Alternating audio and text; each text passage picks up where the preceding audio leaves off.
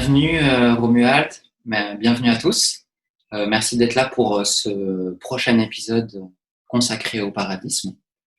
Euh, je suis très heureux de rencontrer Romuald que je ne connaissais pas auparavant. Romuald, si tu veux bien te présenter et puis aussi nous présenter ce que c'est que le paradisme. Je sais que c'est un monde sans argent, sans travail, avec des robots, mais c'est encore un peu flou, peut-être pour beaucoup d'entre nous. Donc, est-ce que tu veux bien nous le présenter, s'il te plaît, et te présenter? Absolument, absolument. Merci, merci Michael, et ça fait énormément plaisir de pouvoir te rencontrer. Euh, je suis Romuald Louis Ndula Mayamona, c'est un nom assez long.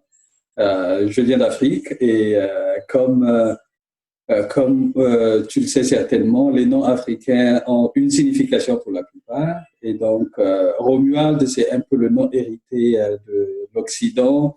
Mais le Yindula Mayamona veut textuellement dire réfléchissez sur ce que j'ai vécu, s'il faut faire une traduction littérale. Je viens donc du Congo, Brazzaville, dont je suis originaire. Mais depuis 2012, je vis aux États-Unis. Je vivais avant dans l'État du Texas, particulièrement dans la ville de Houston. Et depuis l'année dernière, je suis à Columbus, dans l'Indiana. Et je travaille dans une société de manufacturing ici à Columbus, dans l'Indiana. Je suis marié. J'ai 3 enfants. Alors, on va dire que le paradisme, c'est un système politique. C'est un système politique qui est une alternative au système que nous avons aujourd'hui. Nous avons le capitalisme d'un côté, le socialisme ou le communisme, s'il le faut.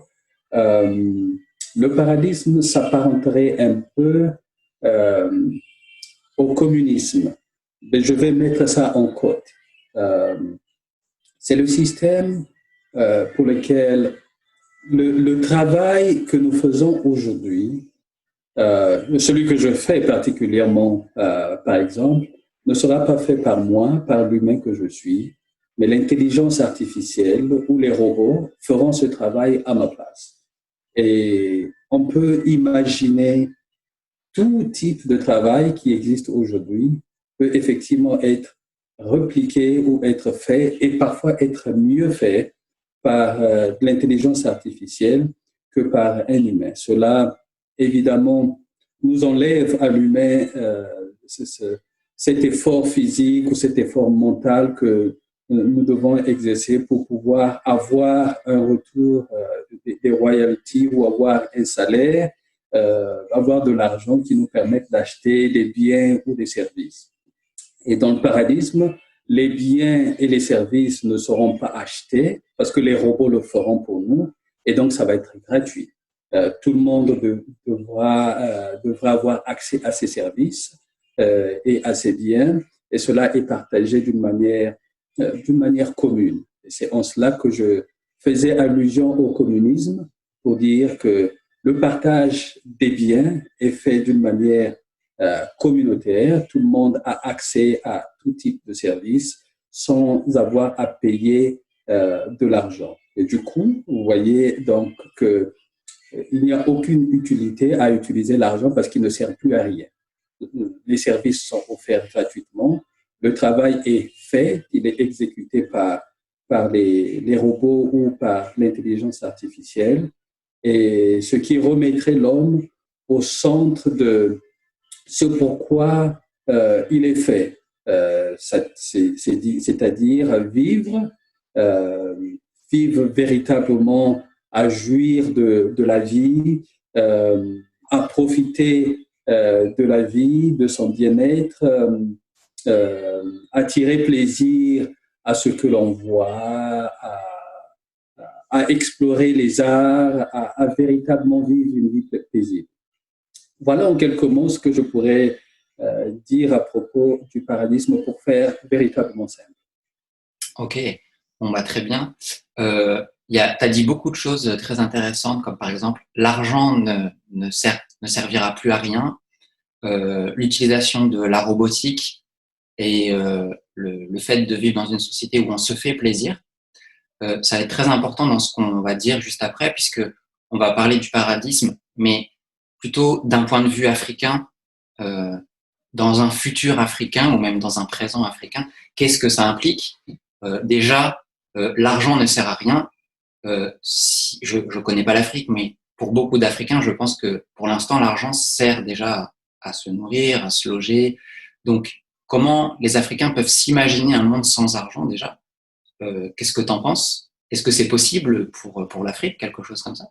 Alors, un petit retour dans le passé de l'Afrique. La première particularité quand vous arrivez en Afrique aujourd'hui, même aujourd'hui, vous remarquerez tout de suite cette hospitalité. Les gens sont véritablement ouverts par nature, par essence. La deuxième chose que vous noterez, c'est l'esprit communautaire, l'esprit vraiment de vivre en communauté. Chacun ou la majorité fait attention à l'autre. Quand j'étais enfant, juste pour partager une petite anecdote, quand j'étais enfant, lorsque je faisais une bêtise dans le quartier où je vivais, ce n'était pas mes parents qui me corrigeaient sur le chemin, quoi. Quelqu'un, n'importe qui me connaissait ou qui connaissait ma famille, pouvait tout de suite me corriger lorsque je me comportais mal. Et après, aller rendre compte à mes parents que voici ce qui s'était passé. Et mes parents, évidemment, me réprimanderaient davantage sur ce qui s'est produit, quoi, pour pouvoir me corriger davantage. Hein. Et c'est dire que la responsabilité même de l'éducation, elle n'est pas restreinte à la famille biologique. Cette responsabilité s'étend sur la communauté tout entière. Et c'est ça l'une des particularités de l'Afrique. Ce côté communautaire est très, très présent. Et je parlais du retour un peu vers le passé de l'Afrique. Il y a des moyens, il y a eu dans le passé des moyens d'échange qui n'étaient pas l'argent tel qu'il existe aujourd'hui, mais c'était des coris, et même avant les coris, il y avait cette espèce de troc, si tu veux. Moi, je suis un chasseur, je produis de la viande parce que je viens chasser et je viens avec la viande. Il y a le pêcheur qui, par essence, va pêcher et il a du poisson. Quand j'ai besoin du poisson, ben, je donne une partie de la viande que j'ai chassée au pêcheur qui, en retour, me donne du poisson. Et donc, on n'avait pas besoin d'un élément, d'une currency, comme on dit, d'une monnaie d'échange pour pouvoir payer un produit, mais c'était un produit contre un autre. Ce système de troc existait déjà en Afrique et il existe encore dans une certaine mesure. Hein. Aujourd'hui en Afrique, il n'est pas très présent, mais il existe. Donc, ce côté troc et l'esprit communautaire et avec cela l'hospitalité de l'Afrique, tout ça marie très bien et conviennent, je dirais, excellemment bien avec le paradisme qu'on venait de définir tout à l'heure. Parce que l'Africain se retrouverait parfaitement dans une société où on n'a pas besoin d'argent pour pouvoir vivre, où on vit en communauté, où on échange les biens, où on est heureux à vivre la vie. Et vous remarquerez qu'en Afrique, encore une fois, les gens sont joyeux pour pas grand-chose, quelquefois pour rien du tout. Les gens se mettent à danser à coups de bâton. Les gens vivent la vie. Et donc, le système paradiste ou le paradisme est un système qui conviendrait parfaitement à la société africaine. Parce que déjà dans l'essence, l'Afrique, dans son essence, a ça. L'Afrique, dans son essence, a cette vie communautaire et a le souci d'autrui, a le souci du bonheur d'autrui. Donc, encore une fois, oui, je pense que c'est un système qui marcherait parfaitement en Afrique. On reviendra un peu sur ces racines africaines et le lien un peu avec le paradisme un petit peu plus tard. Tu as parlé aussi des robots. Alors c'est sûr que le monde entier regarde l'Afrique et se dit un monde robotisé, une Afrique robotisée, ça paraît complètement utopique. Comment quelque chose comme ça peut arriver en Afrique? Alors, il y a une caricature qui est faite de l'Afrique. Et je vais donc profiter de cette plateforme pour lever quelques équivoques. La première, c'est que l'Africain est très ouvert d'esprit. En tout cas, les Africains que je connais le sont. Et la deuxième chose à mettre en ligne de compte, c'est que la technologie n'est pas l'apanage d'un peuple. La technologie ou la science n'appartient pas à un groupe d'individus donnés. Ça, c'est un patrimoine universel. Lorsqu'on parle de science, lorsqu'on parle de technologie, un occidental ou un austral ou un africain le comprennent de la même manière et peuvent l'appliquer ou les appliquer de la même manière. Lorsque les conditions de température et de pression sont réunies, les mêmes causes produisent les mêmes effets. Ça, c'est une règle qui s'applique partout sur la planète. Les Africains, aujourd'hui, de plus en plus, s'approprient les technologies. Il y a eu dans le cas du Congo, pour citer juste un petit exemple, il y a eu dans le cas du Congo un jeune, je pense qu'il y a 5 ou 6 ans, je peux me tromper de la durée, qui a créé une smartphone. Et on l'appelle le Steve Jobs africain. Il a créé un smartphone en utilisant la technologie qui est universelle. Il est tout de même allé en Chine pour pouvoir faire manufacturer son smartphone, mais tout le produit, tout le concept est bien venu de lui. Il n'a pas copié sur ce qui existait ailleurs. C'est un produit de son intellect qui a fait qu'il puisse mettre ce smartphone en place. Il y a beaucoup d'exemples d'entrepreneurs et d'inventeurs africains qui ont mis sur pied des machines, des mécanismes qui permettent aujourd'hui, que ce soit dans le domaine de la télécommunication ou dans le domaine de la médecine, qui permettent des avancées spectaculaires. Donc, l'Africain n'est pas étranger à la technologie du tout. La robotique en Occident et la robotique en Afrique, c'est pareil. Et une autre chose pour même arriver au manufacturing, à l'usinage, à la transformation, qui après permet à la technologie de nous donner les produits dont on a besoin, le téléphone, l'ordinateur, la voiture, etc., etc. Les éléments premiers qui permettent la fabrication de tous ces outils, de tous ces produits, ces éléments premiers se trouvent à profusion en Afrique. Lorsqu'on parle du magnésium, vous allez citer tous les éléments qui se trouvent dans le tableau de Mendeleïev, dans le tableau périodique. Tous ces éléments-là, vous allez les retrouver en Afrique. Donc, la matière première qui permet à la technologie de se faire est présente en Afrique, n'est-ce pas? Et comme on disait tout à l'heure, la technologie, elle est universelle. Donc, une Afrique avec une technologie universelle, et si elle se réapproprie cela, elle a déjà la matière mère, la matière ressource. Ce n'est pas seulement le développement de l'Afrique qui va être boosté, lorsque la robotique sera le bien commun, si tu veux, lorsque cette technologie va être propulsée, propagée, partagée et vulgarisée à travers l'Afrique. Non pas seulement l'Africain permettra de pouvoir s'en approprier, mais le fait d'avoir la matière première sur place créerait un développement spectaculaire de ce continent. Et à travers le développement du continent, je pense que c'est le monde entier qui en bénéficierait.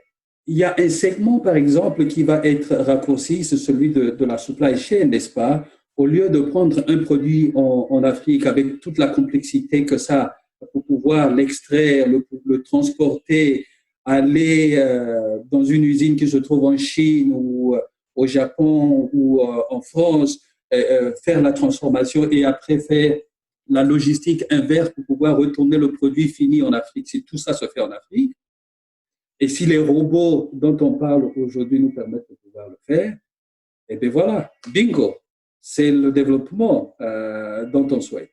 On a la transformation directe, ça bénéficie à tout le monde, ça peut être ventilé à tout le monde, et ajouter à cela le côté hospitalier ou communautaire dont l'Africain a, ben, tout cela est partagé et c'est le bien de l'humanité, quoi. Ça appartient à tout le monde et tout le monde peut en avoir accès. Je pense que ce serait véritablement le chemin pour que le paradisme puisse se faire et se faire assez rapidement. Est-ce que tu penses que l'Afrique manque un peu j'ai envie de dire, de hargne envers ses anciens colonisateurs? Alors dire non, parce qu'on sent que si c'est possible tout ça en Afrique, on sent qu'il y a des blocages. On sent que l'Europe, entre guillemets, essaye un peu d'empêcher l'Afrique de se développer, ne serait-ce que par les dettes qui sont monumentales en Afrique. Par exemple, récemment, le FMI a fait une déclaration qu'il y avait parmi les 60 pays les plus pauvres du monde, dont beaucoup se trouvent en Afrique, il y a une dette telle que rien que les intérêts à rembourser de ces dettes est supérieur parfois à certains budgets comme la santé, par exemple. Comment on peut se débarrasser, comment l'Afrique peut se débarrasser de cette chaîne au pied qui l'empêche justement d'exploser et d'aider l'humanité à se développer grâce à ces belles valeurs dont tu nous as parlé tout à l'heure. Tout à fait. Je pense que je vais commencer par l'assertion que tu as faite. Est-ce que l'Afrique ne manquerait pas un peu de hargne vis-à-vis de l'ex-colonisateur? Je dirais sans hésiter, oui. Oui, l'Afrique, effectivement, manque un peu de hargne, de cette fougue. Je vais enlever un peu ce côté colérique, si tu veux, de ce mot, mais la révolte, la rébellion est nécessaire. Il va falloir que l'Africain se coupe de ce joug colonial qui existe encore aujourd'hui. Et comme tu l'as si bien dit, c'est pas seulement l'Europe, l'Occident en général maintient l'Afrique dans une espèce de dépendance, dans une espèce de sous-développement. C'est un intérêt voir l'Afrique être ce magasin de matières premières. Quand on en a besoin, on va y puiser et en allant y puiser, c'est nous en quelque sorte. Nous, je me mets à la place des Occidentaux, c'est nous qui dictons les prix des matières premières que nous allons chercher en Afrique. Cela paraît absurde, oui, absurde c'est le mot. Je suis propriétaire d'un bien, mais lorsque je le mets sur le marché, c'est l'acheteur qui me dit à combien je dois vendre mon bien. C'est aussi absurde que ça. C'est aussi absurde que ça. Et je pense que l'Africain devrait se révolter. Que ce soit l'acheteur qui lui dicte le prix du bien qu'il doit vendre. Cela est maintenu, cela existe depuis des décennies, je dirais depuis des centenaires.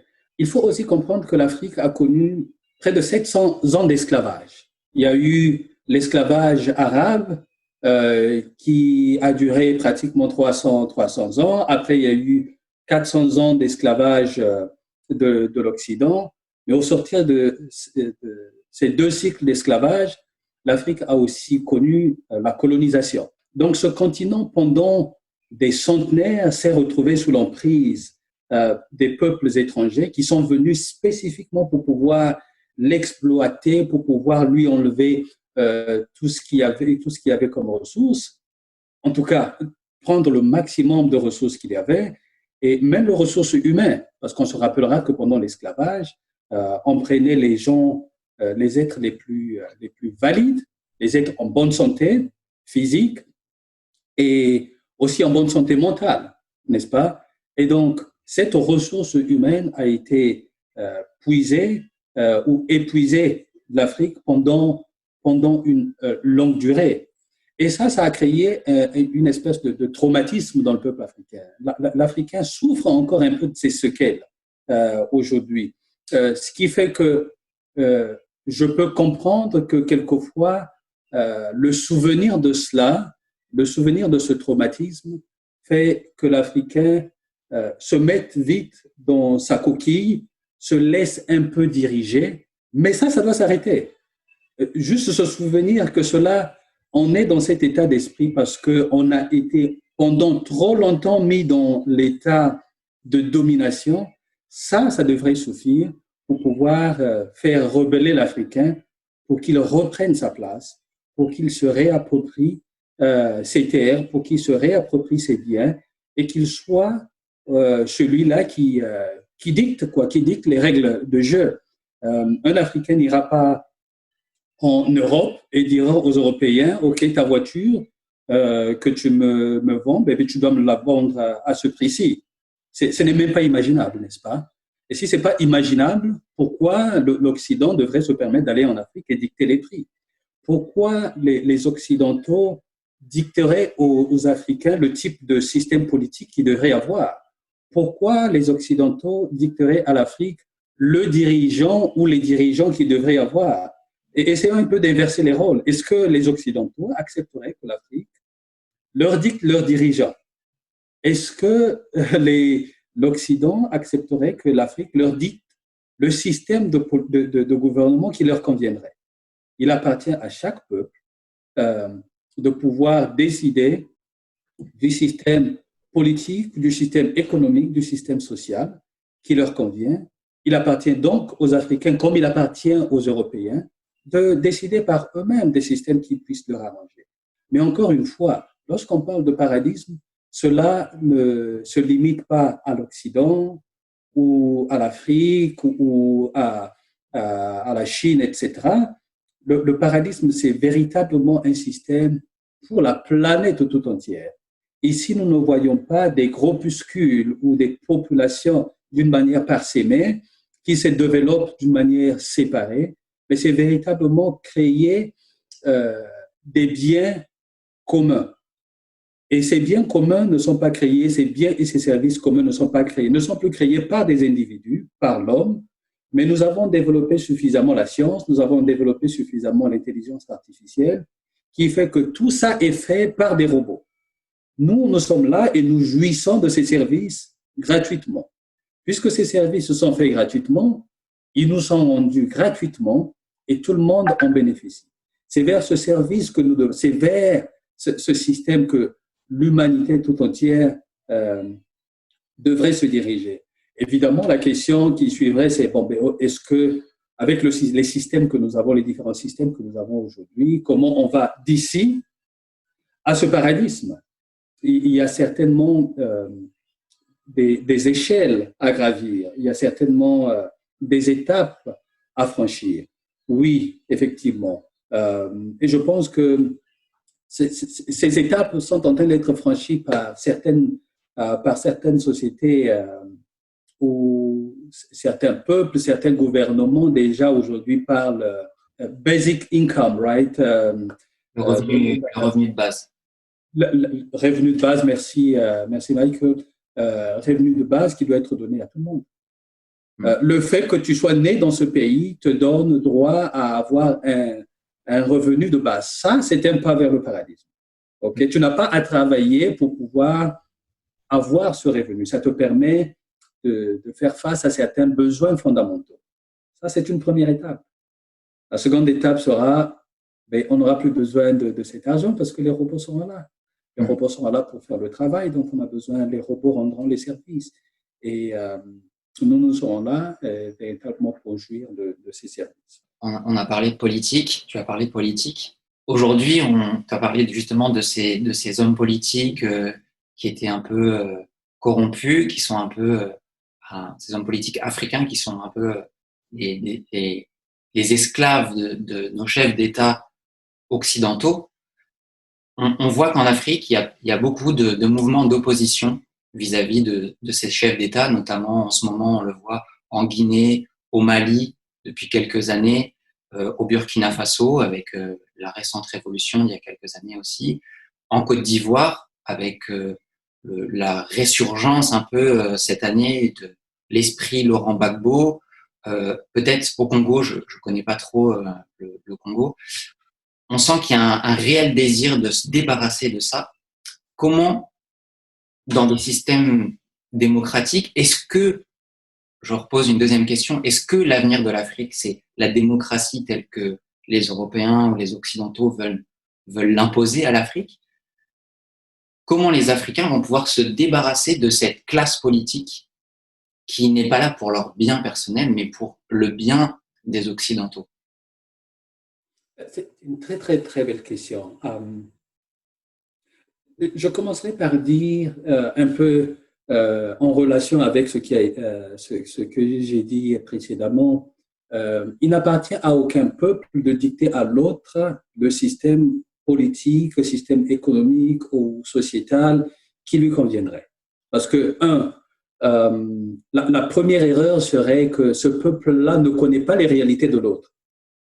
Donc, si tu vas imposer, même si l'intention est bonne, même si, quelle que soit la bonne intention qu'on a derrière, le fait de manquer cette connexion à la réalité, le fait de ne pas naturellement être né dans ce biotope-là, dans cet environnement, il y a des éléments qui échappent naturellement, et donc le système qu'on proposerait ne serait pas en phase avec l'environnement. Il appartient donc aux gens de la société de trouver les moyens, de trouver des systèmes qui, adaptés à leur propre réalité, qui leur permettent de trouver des solutions à leurs problèmes.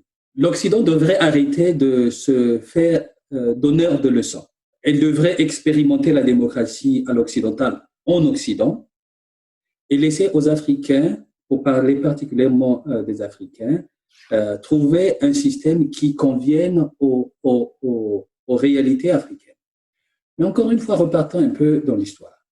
L'Afrique est le premier continent qui a eu adopté les droits humains, les constitutions humaines. L'Afrique est l'une des premières sociétés qui était civile, organisée d'une manière civile, où il y avait des gouvernements bien constitués, et cela date des millénaires. Je n'ai pas le nombre exact, mais en tout cas, les universités de Tombouctou, par exemple, elles ont existé avant toutes les autres universités qu'on a connues au monde.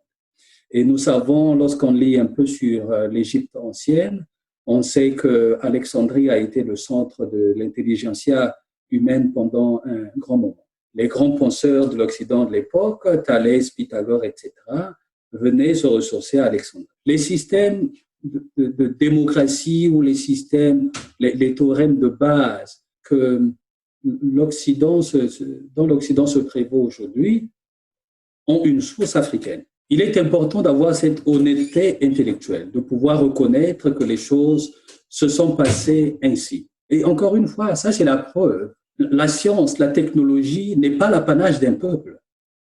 C'est un bien commun, c'est un bien universel. C'est vrai qu'un peuple peut le susciter, mais ça profite à d'autres peuples, comme ça se passe aujourd'hui. Mais c'est aussi un rappel pour dire qu'il faut laisser les Africains trouver le système qui leur convient.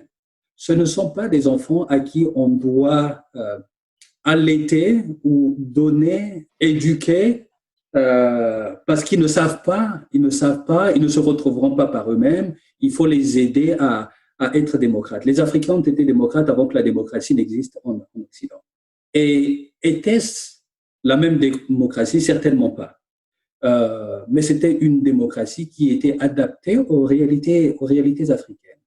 Et aujourd'hui, il faut que les Africains prennent cette autonomie, reprennent cette autonomie, et qu'elles pensent par eux-mêmes, que les Africains pensent par eux-mêmes, trouvent les solutions qui sont adaptées à leur réalité. Et c'est ça la politique, en effet. C'est véritablement trouver des solutions aux problèmes dont le peuple est confronté. Les problèmes des Africains aujourd'hui ne sont pas nécessairement les mêmes problèmes que les Occidentaux ont. Les problèmes des Asiatiques ne sont pas nécessairement les mêmes problèmes que les Africains ont. Et donc, il est difficile de pouvoir trouver une solution à un problème asiatique et transposer cette solution à l'Afrique et dire que ça marcherait. Aujourd'hui, on comprend bien et on voit bien que malgré toutes les tentatives qu'on a essayées, et encore là, l'intention n'était pas toujours bonne, l'intention n'était pas toujours belle, de pouvoir imposer la démocratie à l'occidental en Afrique, on a tous vu que ça a échoué. On a tous vu que ça n'a pas marché. Mais malgré cela, on continue à pouvoir vouloir imposer et cela crée des dictatures d'un côté et cela crée des gens corrompus parce que les peuples n'en veulent pas vu qu'ils épousent un système de gouvernement qui n'est pas adapté à la société, qui est en complète déphasage. Mais pour pouvoir forcer cela, l'Occident est obligé de pouvoir soutenir ces dictateurs, ces corrompus. En parallèle, cela profite à l'Occident parce qu'ils sont ceux-là en train de tirer les ficelles derrière, d'imposer les prix, comme on disait tout à l'heure, pour l'achat des matières premières, d'avoir un peuple toujours soumis qui fait ce que le dictateur dit ou veut. Et ça doit s'arrêter et ça s'arrêtera lorsque l'Africain, individuellement, prendra conscience de cela, prendra conscience du pouvoir qu'il a sur lui-même. Cela s'arrêtera lorsque, individuellement, l'Africain se prendra en charge, lorsque l'Africain comprendra que son destin ne dépend pas de son chef d'État, son destin dépend de lui, et de proche en proche, cette idée d'indépendance va grandir, cette idée de prise de conscience individuelle va grandir, et en s'agrandissant, la prise de conscience sera collective, et cela fera que le décideur ou les décideurs qui vont être mis à la tête seront véritablement les décideurs pensés par les Africains avec le système qui convient à l'Afrique. Et encore une fois, s'il y a un système idéal qui marcherait pour l'Afrique, le paradisme en sera un, mais le paradisme, encore une fois, ne sera pas le système idéal pour les Africains seulement, ce sera le système idéal pour l'humanité tout entière. Voilà un seul des systèmes qui pourrait servir comme véritablement plateforme de gestion de la société pour l'humanité dans son entièreté. Par rapport à ça, je m'intéresse beaucoup au système politique ancestral africain. J'ai lu que dans certaines ethnies, certaines tribus, je ne sais plus comment on les appelle, il y a quelque chose qui revient très souvent. C'est les sages du village qui sont consultés par l'ensemble des habitants, mais ce sage du village n'a pas le pouvoir de décision. Et ce sont les habitants qui, ensemble, en discutent après être intervenus auprès d'un sage. Et ça, je trouve ça hyper humble d'avoir un chef d'État, mais qui n'est en réalité pas un chef, et vraiment démocratiquement l'ensemble des habitants qui décident de ce qui va advenir. Ça, j'ai trouvé ça sympa. Pour continuer là-dessus, est-ce que dans le paradisme, il y a des frontières? Alors, ça, c'est encore une autre belle question. J'aime bien voir l'image de la Terre vue par les astronautes. Lorsqu'on sort de cette planète, c'est une belle boule bleue, n'est-ce pas? Et lorsqu'on s'y rapproche, il y a trois composants essentiels, n'est-ce pas? On aperçoit l'atmosphère, les nuages, et lorsqu'on vient de plus près, on a le bloc de terre d'un côté et on a les océans de l'autre. C'est la seule distinction qu'on a lorsqu'on voit cette planète d'en haut. Et lorsqu'on s'y rapproche, évidemment avec les reliefs, les végétations, etc., on ne voit pas une frontière entre un pays ou un autre naturellement créée telle que la cartographie ou la géographie qu'on nous enseigne nous le montre. Tout ça pour dire quoi? Tout ça pour dire que les frontières telles qu'elles existent aujourd'hui sont une création purement artificielle de l'homme. Nous avons décidé un jour que on va appeler la France, qu'elle va être délimitée d'ici à là. On a délimité la superficie de ce pays et on a créé un autre État à côté qu'on appelait l'Angleterre, l'Espagne. Pour l'Afrique, ça a été encore pire Bon, ben c'est vrai que pour parler de l'Europe, il y a eu des guerres. L'Europe était constituée des royaumes bien avant, mais après, les guerres ont fait que les pays aujourd'hui deviennent ce qu'ils sont devenus, quoi. Donc, il y a quelques faits historiques qui expliquent que la cartographie des pays ou les frontières, les délimitations des frontières aujourd'hui en Europe sont telles qu'elles sont. Je disais que le cas de l'Afrique est pire parce que ce qui s'est passé en Afrique, c'est que pendant cette ère de colonisation dont on a parlé, il y a eu un groupe d'Occidentaux qui se sont retrouvés à Berlin. C'était dans les années 10. 1985. Exactement. Un groupe d'individus qui s'est retrouvé, ils se sont dit, ce continent est excessivement riche. Nous avons besoin de la matière première. Il va falloir que nous trouvions un moyen pour pouvoir continuer à exploiter ce continent. Parce que ce qui s'était passé avant, c'est que les Africains, les Européens, quand ils y allaient, ils commençaient à s'y battre, quoi. Qu'on doit s'arrêter à aller se battre dans cette terre. Il faut qu'on se partage, n'est-ce pas, le continent, de sorte que la France, la Hollande, l'Angleterre, la Belgique, nous ayons nos précarés, et ça va être clairement établi. Comme ça, on ne se casse pas la figure, quoi. On ne se fait pas la guerre là-bas. Avec une règle, un combat, ils ont tracé sur une table les frontières qui sont aujourd'hui devenues les frontières des pays que nous connaissons, comme le Congo, le Togo, la Côte d'Ivoire, etc., etc. Et cela me fait sourire quand j'en parle, parce que parlons du Congo, par exemple. Il y a deux Congos. Il y a la République démocratique du Congo aujourd'hui et la République du Congo.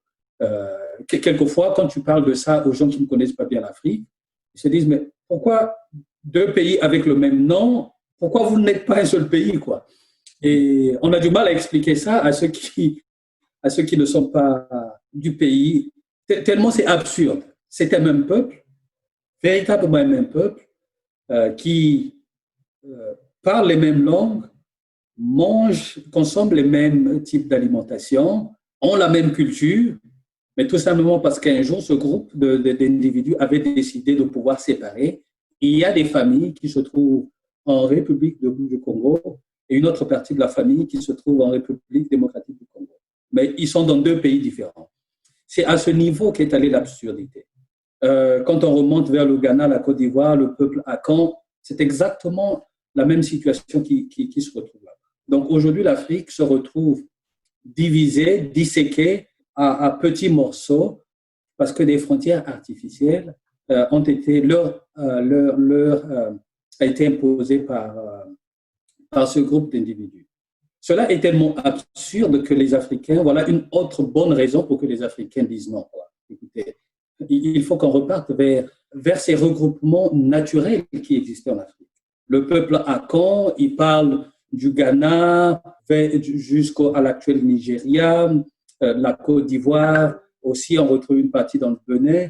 Et il va falloir que l'Africain repense et dise non à ces barrières artificielles qui existent. Mais cela n'est pas le problème de l'Afrique uniquement. L'Afrique est un exemple, et l'exemple le plus criard, si tu veux. Mais le même problème existe en Occident, ça existe en Europe. La frontière entre Monaco et la Suisse, s'il faut le dire, c'est une barrière qu'on a créée, quoi. Hein? Il n'y a rien naturellement qui montre que c'est deux pays différents, si ce n'est ce qu'on nous a enseigné, si ce n'est ce qu'on nous a dit. Et cela est tout aussi vrai entre les États-Unis et le Mexique. Donc, ce sont des barrières purement artificielles que nous nous sommes créées et nous nous sommes dit que désormais, c'est comme ça que nous allons naviguer, désormais, c'est comme ça que nous allons créer. Les frontières n'existent pas, naturellement. C'est une pure création artificielle de notre imaginaire et cela nous distance et nous n'avons pas besoin de nous distancer comme êtres humains, nous avons plutôt besoin de nous mettre ensemble et s'il y a lieu, il va falloir que nous débarrassions tout simplement de ces frontières artificielles. Juste un petit truc par rapport à la conférence de Berlin. Ce que je trouve intéressant, c'est qu'il n'y ait aucun Africain qui ait été invité. Il n'y ait absolument que des Occidentaux à la table.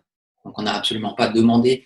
Je le précise parce que je discute beaucoup avec des Africains et quand je leur parle de la conférence de Berlin, parce que beaucoup ne la connaissent pas encore, ils me demandent mais il y avait des Africains à cette table. Je dis non, il n'y avait pas d'Africains. C'est ça le pire, quoi. C'est qu'on n'a absolument pas donné l'opportunité d'avoir un avis là-dessus. Voilà, pour terminer cette parenthèse. Tout à l'heure, tu parlais de la Chine. J'aimerais que tu nous dises, est-ce que la Chine va avoir un rôle à jouer dans ces étapes que l'Afrique va avoir pour atteindre le paradisme? Oui, parlons de la Chine particulièrement. En fait, la Chine et les autres peuples, mais la Chine particulièrement, et c'est très intéressant. La Chine a une, une partie de l'histoire commune à l'Afrique. La Chine, comme l'Afrique, a été colonisée par l'Occident. Et ce qui est intéressant avec la Chine, c'est que les Chinois ont très tôt, et quand je dis très tôt, ce n'est pas aussi lointain. Il y a à peine 50 ans, si c'en est plus.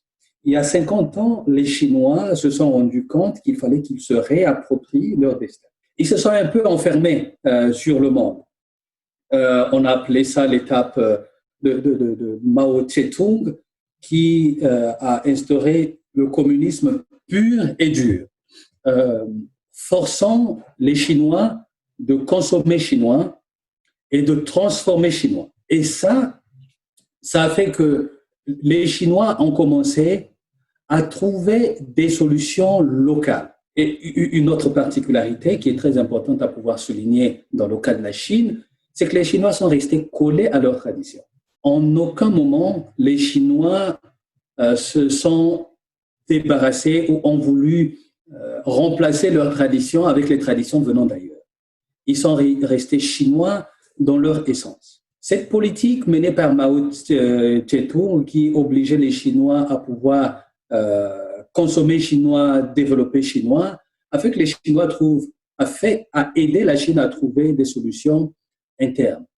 Mais cela ne s'est pas arrêté là. Qu'est-ce que les Chinois ont fait en plus de pouvoir trouver des solutions purement locales? Les Chinois ont envoyé leur intelligentsia, donc les étudiants, les plus brillants de leurs étudiants, ils les ont envoyés ailleurs, à l'extérieur, dans l'Occident, aux États-Unis, en Occident.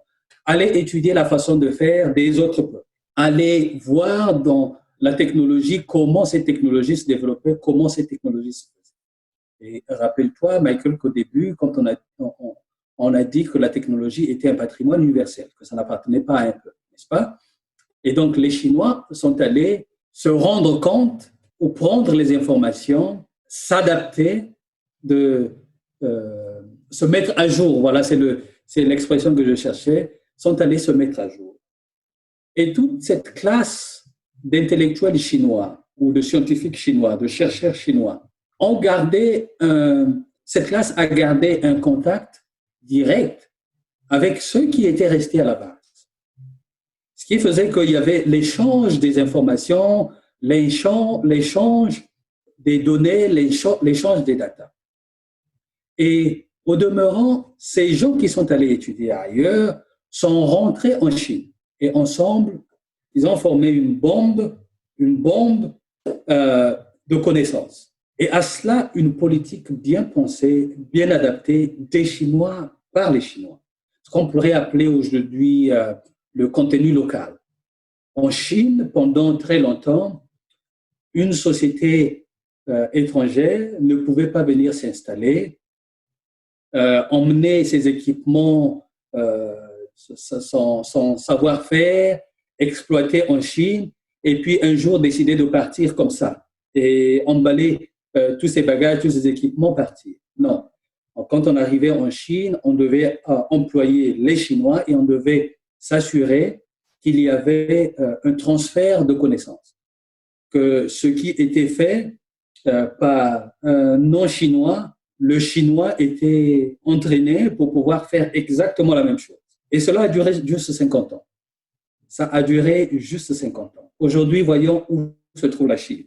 La Chine aujourd'hui est une puissance, bien que certains ne le reconnaissent pas, mais c'est une puissance évidente. Tu penses que l'Afrique pourrait aller plus vite? C'est exactement cela. Ça va être le pont. C'est l'exemple qui existe déjà, c'est un exemple par le pont. Ça permettra à l'Afrique de pouvoir faire un pont vers le développement, un pont très rapide vers le développement. Mais qu'on ne se trompe pas, La Chine aussi est consommatrice. La Chine a besoin des matières premières, la Chine a besoin de continuer son développement. Et la source la plus grande des matières premières, comme on l'avait dit tout au début, l'Afrique est connue pour être, je ne dirais pas la source inépuisable, mais en tout cas les plus grandes ressources, les plus grands gisements la plupart des matières premières dont on a besoin se trouvent en Afrique. Donc, même la Chine a besoin de ces ressources-là pour pouvoir continuer son développement. Et donc, la Chine, aujourd'hui, développe des politiques, des rapports qui ne sont pas aussi agressifs, des politiques aussi agressives que l'Occident ou aussi graves que l'Occident, mais il n'en demeure pas moins que la Chine voudrait aussi exploiter à sa manière l'Afrique. Et donc, il faut que l'Africain garde en mémoire que je veux bien copier, s'il y a à copier quelque chose, la manière dont la Chine a agi pour pouvoir se développer. Dans un autre côté, on doit garder en esprit que, comme l'Occident, la Chine est consommatrice. La Chine voudra profiter aussi de l'Afrique et il appartient à l'Afrique de pouvoir mettre les règles de jeu, n'est-ce pas? Comme la Chine l'avait fait avec son contenu local, l'Afrique doit avoir un contenu local pour dire voici comment les choses doivent se passer quand vous venez en Afrique.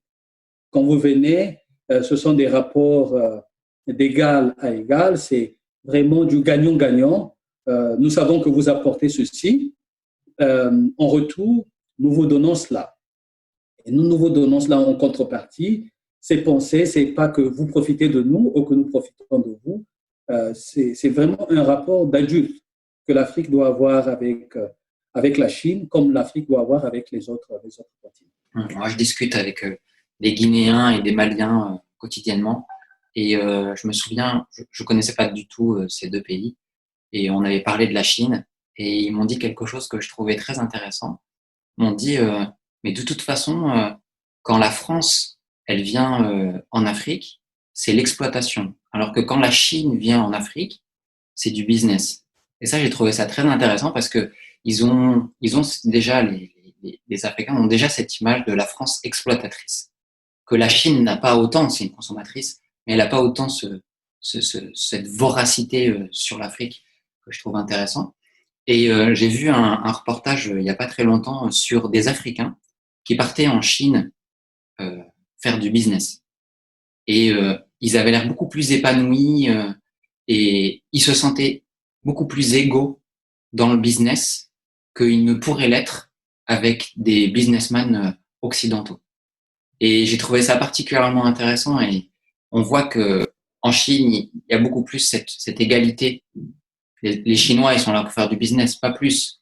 Alors qu'on sent qu'il y a autre chose qui vient de la part de l'Europe sur l'Afrique. 2 questions à te poser, et puis après on va s'arrêter là. D'accord, il n'y a pas de problème. Quel est pour toi le rôle de la diaspora africaine Voilà. dans cette poussée vers le paradisme? Très, très importante. Très, très importante. Et là, je me vois tout de suite pointer du doigt, quoi. Tout à l'heure, quand on parlait de la Chine, n'est-ce pas, quand on expliquait un peu la politique, comment ça s'est passé, on a indiqué cette classe qui était envoyée à l'extérieur pour un but bien précis. Aller apprendre, aller voir comment les autres faisaient, et puis créer cette connexion avec ceux qui étaient restés. Et in fine, ces gens sont revenus en Chine, et tout ça, ça a formé un conglomérat, une force, j'ai appelé ça bombe, une bombe de connaissances qui a vraiment boosté le développement de la Chine. Mais aussi, c'est pas tout le monde qui est rentré en Chine. Et il y a une partie de la diaspora chinoise qui est restée à l'extérieur, mais ce qui est évident, même avec la partie de la diaspora restée à l'extérieur, le lien était maintenu. Le lien avec la Chine est toujours resté là, ce qui fait que encore aujourd'hui, la Chine est ce qu'elle est. Ici, j'en ai vu, j'ai quelques amis chinois qui sont professeurs dans des universités. Chez eux, ils ne parlent pas anglais. Ils parlent anglais quand je suis avec eux, mais quand ils sont entre eux, ils se parlent en chinois. Quand ils suivent les nouvelles, c'est pas CNN qu'ils suivent. Ils suivent CCTV de la Chine. Quand ils mangent toujours avec des baguettes. La culture chinoise, elle est présente. Pourtant, ce sont des Chinois qui vivent aux États-Unis depuis des générations. Donc, ce côté culturel et ce lien avec la Chine, elle est présente. Je citais cet exemple, ou je remettais cet exemple pour répondre, ou pour m'aider à répondre à la question que tu posais par rapport à la diaspora, ou le rôle de la diaspora africaine par rapport au développement de l'Afrique ou à l'avènement du paradisme. Ce rôle est autant important que l'a été ou l'est celui de la diaspora chinoise. Et aujourd'hui, ça se passe déjà, mais ça se passe d'une manière assez timide. Je vais prendre un petit exemple. Au Mali, je peux me tromper sur les chiffres, mais environ 30% des investissements faits au Mali vient de l'argent de la diaspora. Donc, c'est la diaspora qui, à l'extérieur, investit 30% de l'économie, bien sûr, les investissements de l'économie nationale. 30% de cette partie vient de la diaspora. Et le Mali n'est pas un cas isolé.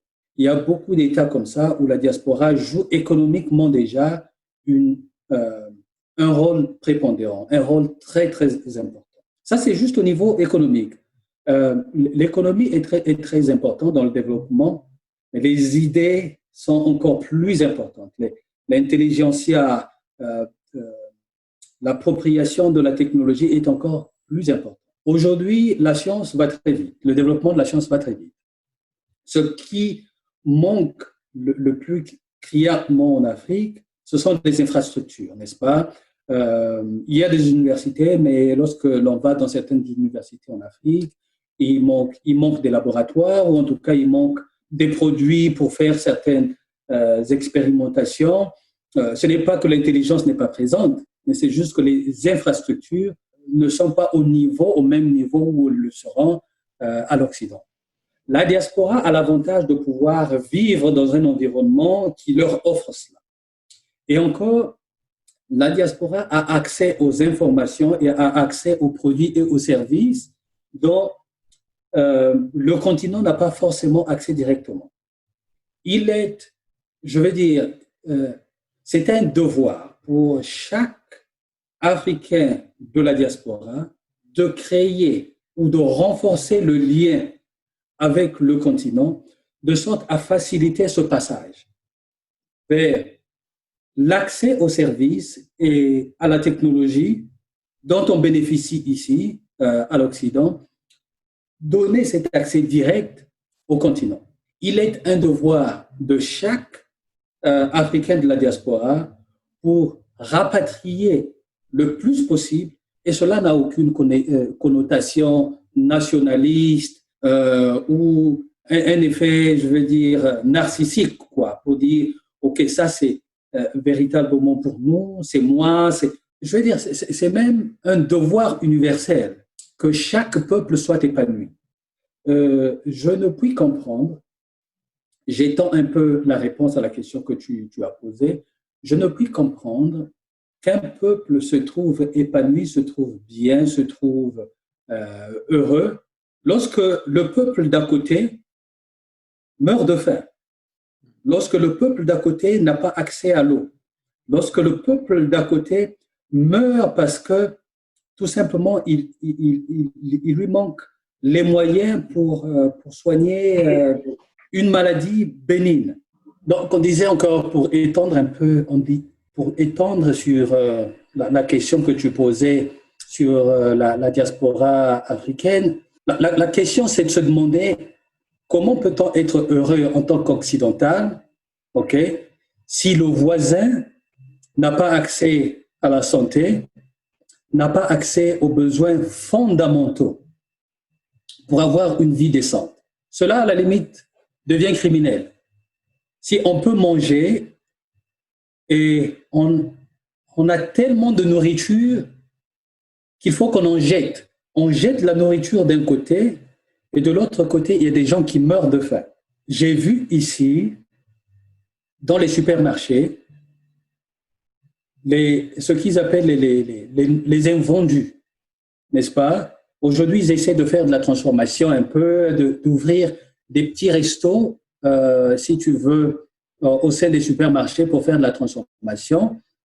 Mais encore, même ce qu'ils ont transformé comme nourriture n'est pas acheté, n'est-ce pas? Et vu que c'est pas acheté, après, cela se retrouve dans les poubelles.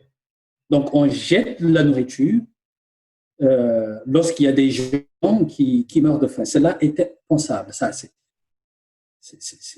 Ça m'émerveille négativement que notre société soit arrivée à ce point-là.